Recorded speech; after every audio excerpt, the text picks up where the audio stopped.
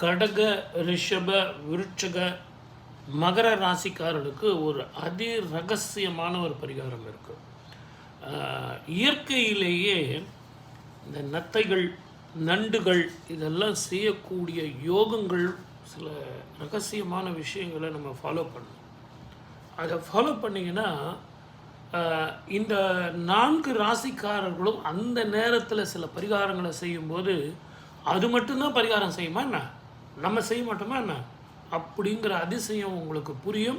அதனுடைய பலனும் உங்களுக்கு கை மேலே தரும். இந்த பரிகாரங்கள்லாம் செஞ்சு பார்த்து பலன் கிடைச்சி தான் நான் உங்களுக்கு சொல்கிறேன். இந்த ரிஷபம், கடகம், விருட்சகம், மகர ராசிக்காரர்கள் நீங்கள் கடலில் போய் பார்த்தீங்கன்னா கடற்கரை ஓரமாக நான் சொல்கிறேன், இந்த காலங்கத்தால் சூரிய உதய காலம், அபிஜித் முகூர்த்தம், கோதூளி லக்னம், இந்த விளக்கேற்றும் நேரம்னு சொல்கிறோம் இல்லைங்களா. இந்த 3 காலகட்டத்தில் நீங்கள் கடற்கரை ஓரமாக, நதி ஓரமாக, ஜீவ நதி ஓரமாக அப்படி போய் பாருங்கள். அதில் நண்டுகள், நத்தைகள் இதெல்லாம் இருக்குது அப்படின்னா மேலே தன்னுடைய கைகளை தூக்கி யோகம் புரியும் காலம் அப்படின்னு சாஸ்திரத்தில் சொல்லப்பட்டிருக்கு. அது ஏன் யோகம் பண்ணுது? அதுக்கும் இந்த யோகம் பண்ண வேண்டிய அவசியம் என்ன?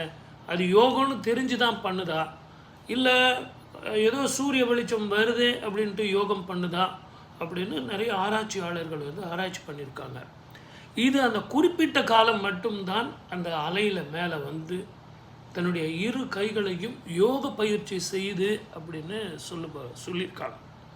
அது ஆராய்ச்சியில் அவங்க கண்டுபிடிச்சது என்ன அப்படின்னா, இந்த ரகசியத்தை வாலி சுக்கிரனுடைய இனங்கள் அதை தெரிஞ்சுக்கிட்டு அவங்களும் அதை பயன்படுத்தி உபயோகப்படுத்தி இருக்காங்க அப்படின்னு அந்த ஆராய்ச்சியில் அவங்க நிறைய சொல்லிட்டு போகிறாங்க. ஆனால் நம்ம ஜோதிட ரீதியாக நம்ம தெரிஞ்சுக்க வேண்டியது என்ன அப்படின்னு கேட்டிங்கன்னா, இந்த ராசிக்காரர்கள் அந்த நேரத்தில் கடற்கரையில் போயிட்டு தானங்களும் தர்மங்களும் யோகங்களும் நாம் செய்யும்போது 6 அறிவு படைத்தவர்களுக்கு அந்த கிரகத்தினுடைய தாக்கம் போகுது. அது மட்டுமல்ல, தெளிவான சிந்தனையும் தீர்க்கமான முடிவும் அற்புதமான வாழ்க்கையும் உங்களுக்கு எப்போ ஒரு முடிவை நீங்கள் எடுக்கிறீங்களோ, நல்ல முடிவு எடுத்தீங்கன்னா நல்ல வாழ்க்கை தானே தீரும். ஆகவே இந்த காலகட்டத்தை நீங்கள் உபயோகப்படுத்திங்க.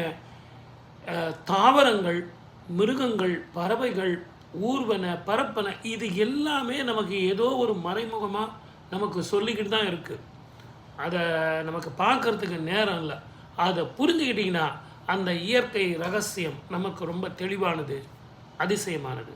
ஒரு சப்ஸ்கிரைப் பண்ணுங்கள்.